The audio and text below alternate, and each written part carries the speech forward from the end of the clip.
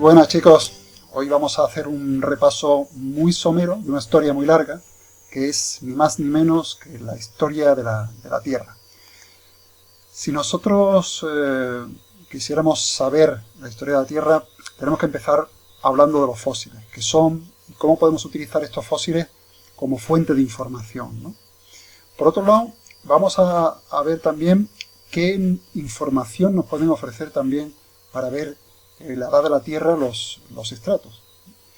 Y luego, por otro lado, vamos a estudiar, por un lado, el estudio de los eventos, de la edad exacta de los eventos y de la edad relativa de esos eventos. Es decir, nosotros vamos a estudiar por datación relativa cómo poner una fecha concreta a un determinado suceso geológico, y por la llamada datación absoluta, cómo darle, bueno, pues darle una fecha exacta a ese evento geológico. Por último, el grueso de la lección sería el tiempo geológico, que es francamente tedioso de estudiar.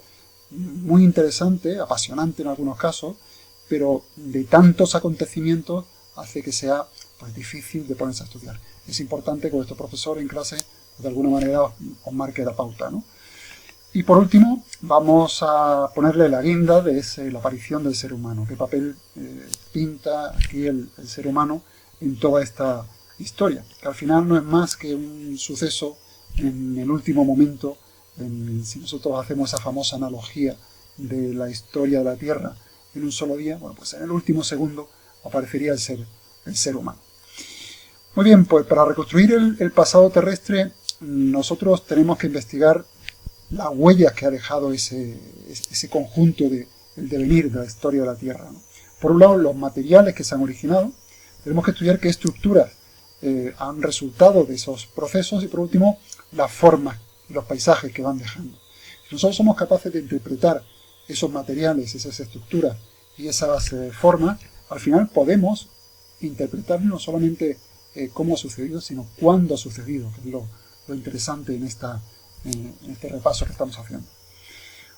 Cuando vemos los fósiles, bueno, pues todo el mundo sabe lo que es un fósil y sabe que un fósil procede de un organismo que ha muerto y se ha enterrado. Ha habido un depósito de material sedimentario, se ha producido la putrefacción de las partes blandas normalmente de ese individuo, y o bien se disuelve la concha y se rellenan el interior con los minerales circundantes, apareciendo lo que se llama un molde externo, o bien se mineralizan las partes duras y aparece lo que se llama el molde interno. Es decir, uno es en positivo y otro es en negativo. Por lo tanto, son dos tipologías de fósiles completamente diferentes.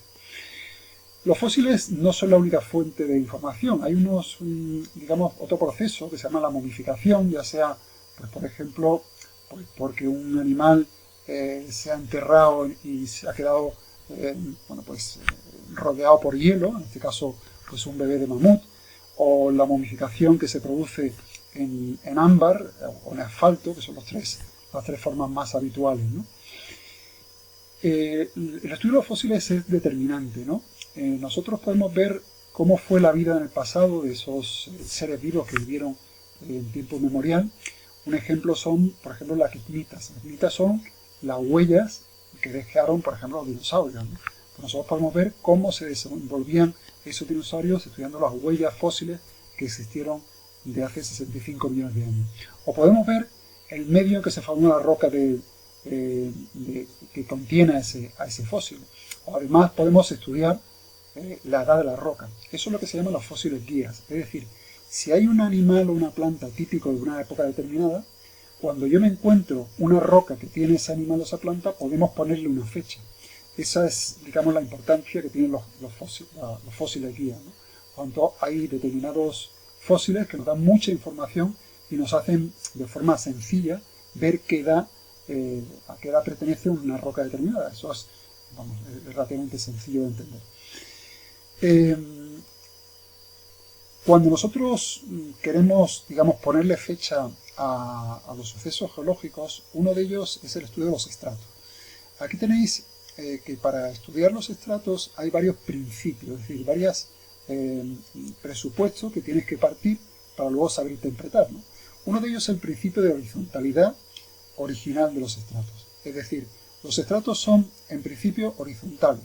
La ley de gravitación normal, la ley de gravedad, los sedimentos se depositan uno sobre otro. Ese es el llamado principio de la superposición de los estratos. El más antiguo está en la parte inferior y el más moderno está en la parte de arriba. Cuando nosotros encontramos dos estratos uno al lado de otro, si están en el mismo nivel, se supone que tienen la misma edad, ¿no? Y luego hay otro principio que es que realmente lo que ocurría hace millones de años podemos pensar que es lo mismo que ocurre hoy en día. O sea, si nosotros vemos cosas que podemos interpretar que de alguna manera se formaron de manera parecida a como se forman hoy en día, pues podemos ver cómo se hicieron, ¿no? Vamos a ver algún ejemplo dentro de un momentito. Con esto, por ejemplo, ¿no? Nosotros, es lo que se llaman los criterios de polaridad, ¿no? En este caso, lo que nosotros podemos ver, si encontramos una roca fósil con este aspecto, pues podemos interpretar que eso son los restos de un lago, por ejemplo. Esa grieta de desecación que se forma en un lago, que se forman hoy en día, por ese principio que hemos dicho hace un momentito, podemos interpretar que se ha formado pues, por evaporación del agua superficial y dejando pues, esas estructuras con forma de suelo roturado y con grietas tal como tenéis en el dibujo. Si nosotros vemos una roca con forma de rizaduras, las rizaduras es lo que tú ves cuando buceas en el agua del mar y está el agua tranquila, ¿no? Lo que ves es algo parecido a esto. Si nosotros secáramos o quitáramos el agua y fosilizáramos el fondo marino y quedaran esas estructuras con forma de pequeñas hendiduras, eso son las rizaduras. Por lo tanto, podríamos interpretar que el suelo que estamos pisando fue lo que anteriormente fue un fondo marino. O bien, bueno, pues el aspecto que tendría por el viento, ¿no? Que se llama laminación cruzada, y por último lo que se llama la granoselección o estratificación graduada, es decir, normalmente las partículas más gruesas están en la parte inferior y las más finas están en la parte superior. Otro principio, digamos, herramienta para estudiar los estratos es lo que se llaman las concordancias y las discordancias. Una serie concordante, entendiendo como serie pues un conjunto de estratos, sería este que tenemos aquí. Pues concuerda que este es el más antiguo, este es el posterior y así sucesivamente conforme vamos subiendo el más moderno. Eso es una serie concordante, lo habitual. Sin embargo, podemos encontrar a veces estructuras que no concuerdan con lo que podemos esperar. Eso es lo que tenemos, la que se llama la discordancia erosiva, que tenemos aquí, que probablemente sea pues, por una erosión previa a la deposición de los sedimentos, o sea, esto se erosionó y posteriormente se sedimentaron estos sedimentos. Y luego la discordancia angular es que se puede haber producido un pliegue, una falla, que de alguna manera varía esa serie concordante que tenemos en el principio. Un geólogo lo que hace es interpretar el paisaje y ver lo que ha sucedido. Es apasionante ir con un geólogo, igual que con un biólogo, al campo. El biólogo te interpreta cómo podía ser la evolución de un ecosistema en función de los seres vivos que encuentra, y luego un geólogo lo que te hace es ver la historia, eso que estamos contando, ¿no? Entonces, lo que se encuentra un geólogo en el campo es un paisaje que puede ser parecido a esto, ¿no? Claro, él lo que tiene que hacer es ir hacia atrás, para ver cómo fueron los cambios que se han producido. Entonces, si un geólogo se encuentra esto, interpreta que hubo una serie de depósitos de materiales formando una estratificación concordante, A, B, C y D, tal como tenéis aquí, que después de un tiempo sufre un plegamiento, es decir, unas fuerzas de compresión hacen que se produzca esta compresión y este doblez aquí en medio, y posteriormente se produce una erosión superficial que hace que la parte superior, parte de lo que es el estrato D y parte del D desaparecen, quedando esto. Entonces hacemos un corte con un cuchillo en la parte superior. Y lo que vamos a observar posteriormente cuando se deposita un material es esto. Por lo tanto, tiene que hacer un estudio a la inversa. De lo que ve, tiene que interpretar qué es lo que fue. Y es un ejercicio muy interesante, que es una de las tareas fundamentales de los geólogos. Una herramienta absolutamente definitiva para estudiar la fecha exacta de un suceso geológico es la datación absoluta. La datación absoluta se basa en que hay una serie de elementos, que son elementos radiactivos, que después de un tiempo van degradándose, convirtiéndose en los llamados elementos hijos. Eso se hace de una forma continuada, con una pauta concreta, de un tiempo en el cual cada X tiempo se reduce a la mitad la cantidad del elemento padre para producir la misma cantidad del elemento hijo, ¿no? Eso es lo que se llama el periodo de semidesintegración, o la vida media. Aquí tenemos varios ejemplos en la diapositiva, ¿no? Pues, por ejemplo, el potasio 40 sería el elemento padre. Bueno, pues este elemento padre necesita 1.300 millones de años para reducir a la mitad la cantidad de potasio 40 que se convierte en argón 40.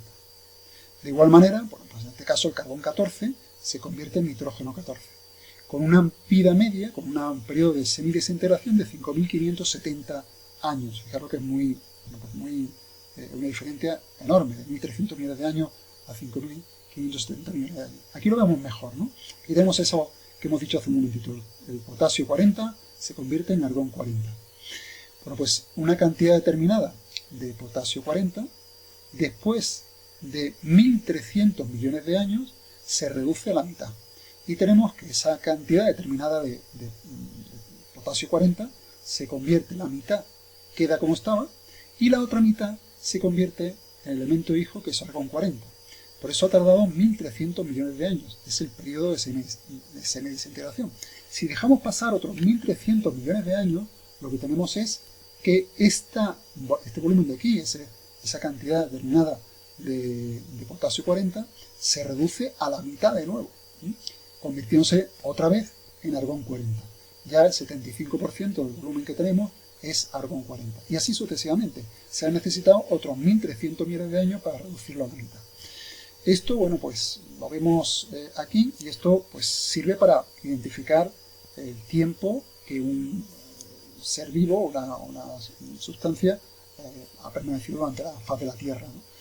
Una roca recién formada, después de un tiempo, que es lo que se llama el periodo de semidesintegración, como hemos dicho, la cantidad de elemento padre se reduce a la mitad, apareciendo un 50% de elemento hijo. Otro tiempo después, otro periodo de desintegración después, aparece el 75% de elemento hijo. Y así sucesivamente hasta que tenemos la totalidad prácticamente de elemento hijo. Esto se utiliza para datar en función de qué evento radioactivo, y depende del periodo de semidesintegración, se va a utilizar para datar distintos tipos de duración de eventos, ¿no? Aquí aparece un poco como se utiliza el carbono 14, ¿no? Los rayos cósmicos lo que hacen es bombardear a la superficie de la atmósfera, y entonces los neutrones, es un proceso un poquito complicado, los neutrones se fragmentan en la superficie de la atmósfera y producen carbono 14. Ese carbono 14, como carbono que es tomado de forma CO2 y es tomado por la planta para realizar la fotosíntesis y lo incorpora a la planta. La planta, por lo tanto, tiene materia orgánica con carbono reactivo, carbono 14. Nosotros, cuando la planta muere, en ese momento de la muerte de la planta empieza a convertir el carbono 14 en su isótopo hijo, que es el nitrógeno. Y a partir de aquí, bueno, pues necesita 5.730 años para recuperar o transformarse en la mitad de la masa que tenía inicialmente. Esto se utiliza, bueno, pues de forma continuada para la datación de cosas relativamente modernas, ¿no? Momias, cadáveres y fósiles relativamente recientes. En este punto pasaríamos a algo, a la parte, digamos, más gruesa de toda la lección, ¿no? o del tema, que es la división del tiempo geológico. Claro, nosotros tenemos que trabajar con millones de años, ¿no? Esto, insisto, que es tedioso de estudiar, ¿no? Tenemos que la forma más, o digamos, el periodo de tiempo más amplio de estudio serían los eones. Cada eón está formado por un conjunto de eras. Las eras la constituyen los periodos y los periodos los constituyen épocas. Y estas épocas, estos periodos, estas eras y estos eones, tendréis que saberlo porque estáis en bachillerato. Bueno, pues si nosotros, una de las formas más habituales para imaginarnos de manera sencilla cómo ha ocurrido todo esto es hacer una analogía, comparar toda la historia de la humanidad en un año solamente. La historia de la Tierra tiene 4.600 millones de años. El universo surgió hace 15.000 millones de años, pero la Tierra tiene solamente 4.500 millones de años. Bueno, pero si nosotros imaginamos que esos 4.500 millones de años son, constituyen un año, el día 1 de enero es cuando se forma la Tierra, ¿de acuerdo? Y a partir de aquí van sucediendo una serie de eventos, ¿no? Fijaros que en febrero, el 27 de febrero, es cuando comienza la vida. La vida tiene alrededor de 3.600 millones de años. Por tanto, la Tierra estuvo durante casi 1.000 millones de años absolutamente sola, sin nada, nadie, ningún animal, ninguna planta, ninguna bacteria, ningún ser vivo. Bueno, pues se formó el 2 de febrero. La Tierra había estado huérfana completamente en ese periodo. A partir de aquí hay un periodo de soledad, de no evento, de no pasar, muy aburrido, no sucedía casi nada. Y ya es el 15 de noviembre cuando aparece la explosión cámbrica. Empiezan a aparecer una enorme cantidad de seres vivos, de forma casi esporádica, ¿no? Luego, pues, un tiempo después, el 28 de noviembre, la vida sale de los océanos y empieza a invadir a los continentes. Y no es hasta el día, a mediados de diciembre, cuando empieza a formarse el océano que nos separa los continentes de África y de América, ¿no? Son 2 días después, el día 18 de diciembre, abundan los reptiles, estamos en una época donde los reptiles se hacen dueños de la faz de la Tierra, se extinguen muy poco tiempo después, al final del Jurásico, y el día 27 de diciembre, y estamos casi terminando el año, vemos que los mamíferos empiezan a desarrollarse. Por tanto, fijaros, lo interesante de esto, y es lo que yo suelo hacer hincapié, es que la práctica totalidad de los sucesos ocurren al final de la historia de la Tierra. Al principio no ocurre nada, hay un periodo muy tranquilo, pero de pronto empiezan a sucederse muchas cosas. Los mamíferos, el 25 de diciembre. A partir de aquí, estamos el 31 de diciembre, y ahí aparecemos nosotros, casi en el último segundo, cuando van a dar las campanadas de fin de año, es cuando aparecen los primeros homínidos. De ahí el interés que tiene, digamos, pues restar importancia a nivel histórico, a nivel de la historia de la Tierra, lo que son los seres humanos, que somos recién llegados al planeta del que formamos parte. Bueno, pues la Tierra se formó por un proceso de acreción, es decir, vosotros sabéis la ley de la gravitación universal, todos los cuerpos se atraen con la fuerza que es directamente proporcional, todo eso. Los cuerpos se atraen unos a otros, entonces había al principio una nube una nebulosa con muchas partículas. Esas partículas se van uniendo unas con otras, las más pequeñas son atraídas por las más grandes, hasta formar los llamados planetesimales, que no son más que pues acumulaciones de partículas pequeñas que se van haciendo pues cada vez más grandes. En este proceso se va diferenciando, después de pasar un tiempo, se van diferenciando una serie de capas, ¿no? La Tierra, que estaba incandescente, empieza a perder fundamentalmente gases, y esa desgasificación va a producir un enfriamiento de ese manto, va a formar la litosfera y va a dejar en la parte interna lo que es el núcleo de la Tierra, formado fundamentalmente por níquel y hierro, que son los componentes fundamentales de ese núcleo. La historia de la Tierra es apasionante, pero es compleja al mismo tiempo, ¿no? Los primeros continentes aparecieron, tenéis aquí, pues, hace 4.200 millones de años. No están formados por cristal de zircón, es un material que si nosotros lo encontramos podemos decir este material es el principio de la historia de la Tierra, ¿no? La atmósfera primitiva no tenía nada que ver con la atmósfera que consideramos hoy día como estamos acostumbrados, ¿no? Estaba formada por gases que en muchos casos eran tóxicos y casi explosivos, en un ambiente donde había muchísimos rayos, truenos, gases que procedían, la mayor parte de ellos, de las emanaciones volcánicas y que prácticamente hacían imposible cualquier vida tal y como hoy la conocemos, ¿no? Con el tiempo, la desgasificación del planeta provoca, bueno, pues, una atmósfera más estable, ¿no? Empezaron a aparecer los océanos, que se formaron por la condensación del aire, y empiezan a aparecer los primeros fósiles más antiguos, ¿no? Que son bacterias filamentosas, que aparecen hace 3.500, 3.600 millones de años. Ahí tenéis un corte de lo que se llaman los estromatolitos. Los estromatolitos son restos de los primeros seres vivos, las cianobacterias primitivas que empezaron a ser fotosintéticas, ¿no? Todavía en el Precámbrico empieza a aparecer el oxígeno libre. El oxígeno era un gas letal en aquel momento, ¿no? Empieza a aparecer, por lo tanto, primero desaparecen una serie de organismos, pero empiezan a aparecer los organismos que utilizan la respiración oxidativa, que son las células eucariotas, ¿no?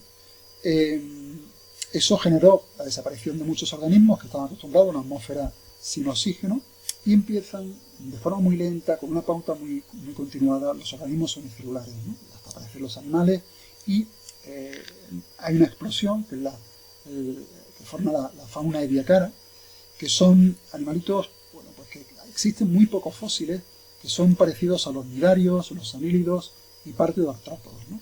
Esos fósiles de ediacara constituyen reliquias históricas de primer orden, ¿no? Y aquí están fundamentalmente los primeros eucariotas unicelulares. Hasta esta época las células que había eran procariotas, ¿no? Empiezan a crecer los continentes. El planeta era prácticamente todo agua, pero con la dinámica de la geosfera empezaron a aparecer la tectónica de placas, empezaba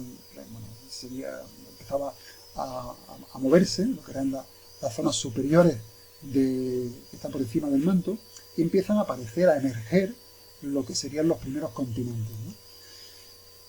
En el clima arcaico se estipula que probablemente fue muy cálido, fue estable y fundamentalmente cálido, ¿no? Eso era debido al sol que había, ese protosol de aquella época, y luego la atmósfera, que era también muy particular. La atmósfera determina completamente el clima de un planeta, ¿no? Y luego también en función de la dimensión de los continentes. Los continentes actúan como por un efecto simplemente de reflexión de los rayos solares, también como escudo que pueden calentar o enfriar la misma atmósfera, ¿no? Sin embargo, el clima del Protozoico era mucho más inestable, mucho más complejo, mucho más variable, ¿no? Aquí en esta época aparecieron las primeras grandes glaciaciones, ¿no? La primera de ellas se cree que fue por una explosión del plancton calcáreo que forman las calizas que conocemos hoy en día, y luego también por la existencia de un macrocontinente, un supercontinente que cubría parte de la Tierra. Aparece otra explosión cámbrica hace 100 millones de años, después de que esa fauna ediacara pues fuese la primordial, y durante ese periodo cámbrico aparecen casi todos los grupos, los filos de animales, los que existen hoy en día, los que estamos acostumbrados a ver, ¿no? Incluido hasta los vertebrados, ¿no? Los vertebrados antecesores de los actuales peces también aparecieron en esta época. Aquí tenemos un trilobite, que son fósiles también de artrópodos, o una toya, que es un tipo mucho más primitivo, parecido a anélido, ¿no? En esa explosión cámbrica probablemente está relacionada con la máxima acumulación de oxígeno en la atmósfera. Seguimos avanzando. Hace 450 millones de años aparecieron las plantas terrestres, ¿no? Las plantas terrestres se adaptaron pues aparecen la pared celular de las células, aparece el xilema, que es fundamental para que las plantas sean erguidas y puedan tomar la luz del sol. Aparecen como protagonistas del ciclo biológico lo que sería el esporofito, que lo estudiasteis en botánica, y aparecen algo absolutamente también definitivo en toda la historia de las plantas, que es la semilla. La semilla constituye una herramienta fundamental de difusión de las plantas y también para perdurar en el tiempo, ¿no? Y aquí, bueno, pues gracias a esa presencia de las plantas en ese medio terrestre, aparecen los animales. y los animales invertebrados, como los conocemos hoy en día, y también los vertebrados, ¿no? Los artrópodos con una cutícula que los protegía, y luego los vertebrados, tanto los peces primitivos como los primeros reptiles, ¿no? Todos ellos ya aparecen, fijaros, en un tiempo remoto todavía de esta época de los 450 millones de años.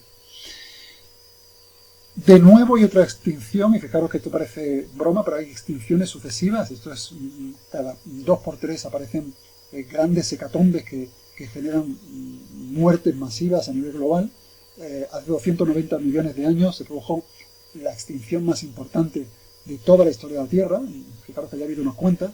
Entonces desciende el nivel del mar, se reduce el oxígeno atmosférico, se produce un cambio climático brutal, de forma natural, y la actividad volcánica se hace todavía más intensa de la cuenta. Esos 4 factores de forma simultánea generan tal cambio que los seres vivos, que por entonces el ecosistema se hace insostenible y desaparece el 80% de las especies marinas y el 70% de las especies terrestres. Estamos hablando de una extinción, de una doña extinción, una gran extinción.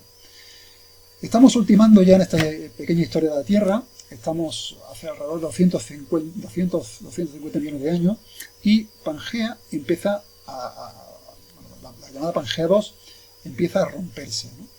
Primero se separa Norteamérica, se forma el Atlántico, luego se separa África e India, y Sudamérica e la Antártida, y luego se forman las grandes cordilleras actuales.